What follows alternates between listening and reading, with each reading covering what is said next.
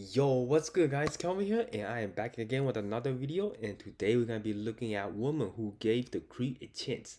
How did it go? Man, it's gonna be bad. Got a bad feeling. Hopefully you guys can get this video an early thumbs up. Really appreciate the support, and yeah, let's get right in with the show.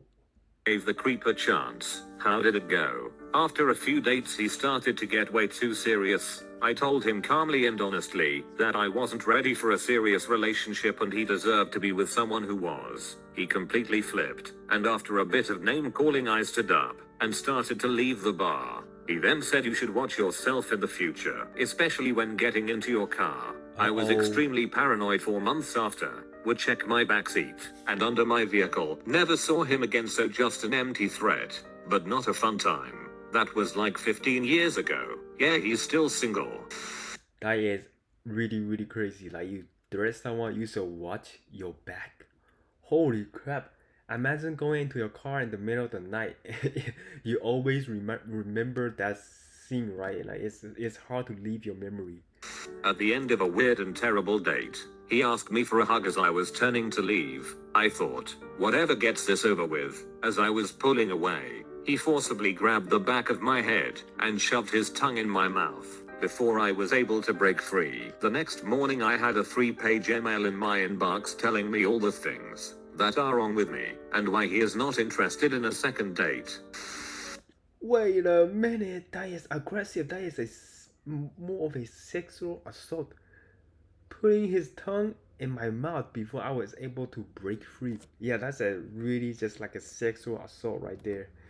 That is, oh man, I feel so sorry for the girl, you know. That is a scary scene. I had a bad vibe, but my friend told me he was a good guy. So we went on a date and he asked to drive my car. He curbed my rims and talked about how he was fired unfairly from his job. The next weekend I avoided his calls and instead went out to dinner with friends. While I was gone, he broke into my apartment. My neighbors and the cops were waiting outside. When I got home, I spent the night at my mom's. He showed up at 0300 when the mile let him out, and was trying to get in a window. Wonderful officer spent the rest of the night in the driveway. Fast forward a couple weeks, and he shows up at my work, mopes over to me, and hands me folded papers. It was 8 to 10 handwritten front and back notebook papers where he alternated between telling me I was the love of his life to why he hated me, and wished I would die. I was terrified. Security escorted him away. Never saw him again, but found out later he did the same thing to some girl in Spokane. But he was able to actually get in, beat her and landed her in the hospital. And for everyone asking, the friend was dating my best friend and the good guy was his cousin. I think he really wanted us to hit it off so the four of us could all hang out together or something. He was shocked by the actions of his cousin, but did tell me later that he had thought he changed. They are not longer dating, and haven't talked to him in years and years. This happened 20 years ago in the PNW. Wow, that is the scariest one ever. Like, talking about him beating up a person and then ending up in the hospital. Oh, I feel so bad. Oh my god. Like, the story, it gets worse and worse and worse. Okay, be prepared, okay? Let's keep going. Oh my goodness. Met him when I worked as a cashier in a small downtown shop. Wasn't my type, and seemed a little off, but I was young, and had zero real dating experience. Agreed to grab coffee as a friend, and made it clear I didn't have a romantic interest. He became convinced he was Gatsby, and I was his Daisy. The Great Gatsby film had just come out that year. Started stalking me, and endlessly sending letters and gifts to me at work describing how we were fated to be together.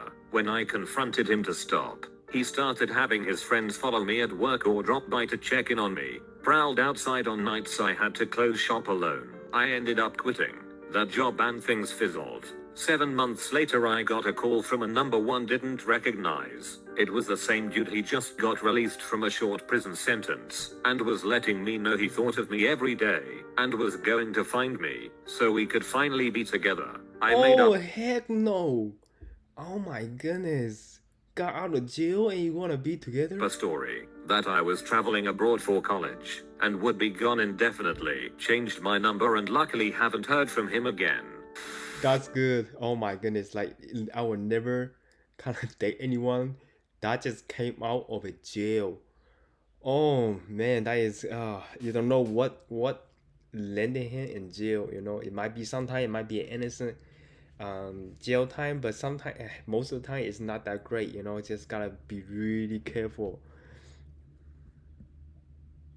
I'll give the rare success story. Not with me, but it's not as bad as the others. Okay, He let's was see. sort of creepy and weird and neck buddy. We hung out and sort of flirted because I didn't want to be seen as shallow and didn't know how to hold boundaries. But I wasn't really interested. I eventually just sort of stopped giving him attention and giving off signals. Apparently he made a couple snide comments to people we both knew about how I don't date monomuggles, monogamous people, anyway, which is a mean thing to say. A few years later I saw him at a con and he waved me down, and I was nervous, but he was like, hey, I wanted to apologize. I was a real prick to you to your friends. I've done a lot of work on myself, and realized that women not liking me isn't a them problem.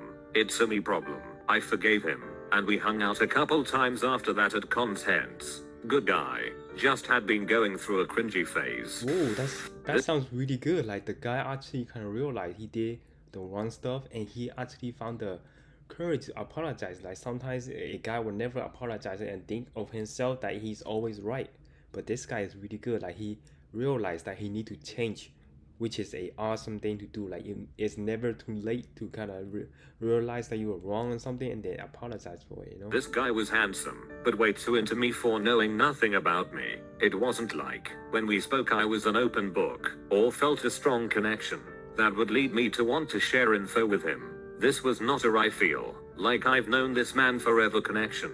I just thought this was normal dating, but had a gut feeling something was off. Talked to me like I'd been his girlfriend for months. We went on 3 dates and never even had been intimate. After third date I had made my decision, based on our short time getting to know one another, and let him know I had no interest in continuing to date, and that I didn't see us being compatible long term. He then locked me in his car, proceeded to ask if I wanted to move to California with him, WTF, and started crying/begging me to work this out. I tried to be very nice, but it got to the point I was scared and wasn't sure how this was going to go, since he was virtually a stranger. So I hit his dashboard and said if he didn't let me out of the car immediately I was calling the police. Then he threatened to kill himself if I didn't spend the night with him at his house. I'd never even been to this man's house. He finally Oh, that is terrible. Why would you kill yourself? Like, oh my god, that guy is like having some mental problems. Okay, that is crazy. Don't.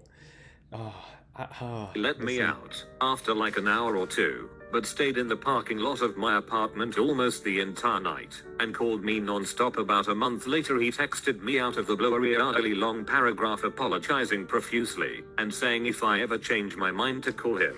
I just said thanks for the apology, and wished him well.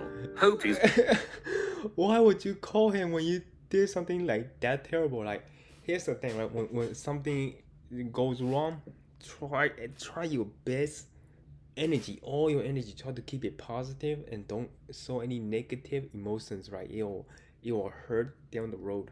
doing okay, but I wanted no part of that.